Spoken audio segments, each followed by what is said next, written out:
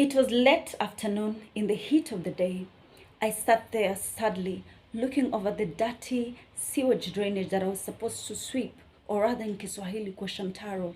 It was my turn that day, as it was the turn of every tenant living in that house plot. I sat there, broke, jobless, and I wondered, how did I get here? This was not the life I envisioned. You see, several months back, I was on the screens. Not the large screen, but I was somewhere. I was beginning to become an internet sensation, doing what I loved, reporting events on cameras. I had already figured out my life, that I'll be traveling the world, interacting with high-profile people, living in mansions and driving because.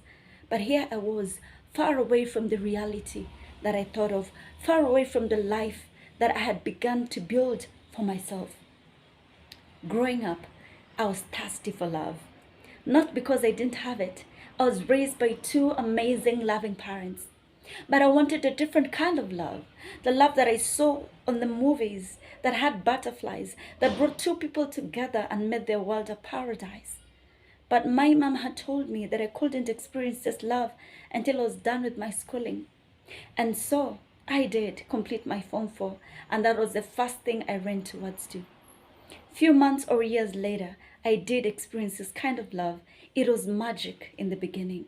But soon after that, I began to face its harsh reality. This love took me away from the people I loved. This love costed my job, costed my career, costed my ambitions, costed my goals, made me live way below my potential.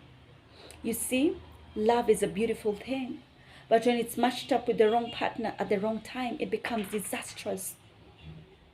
The reality I was living in was far from what I had begun.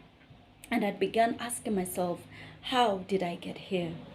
As I sat there silently, in sadness and sorrow, looking over the dirty drainage system that I was supposed to wash that day, I heard a voice, soft but gentle and firm, telling me, this was not my will for you. Right there and then, I knew that I'd made a mistake. And I knew soon after I would have to make a decision, and it will be tough.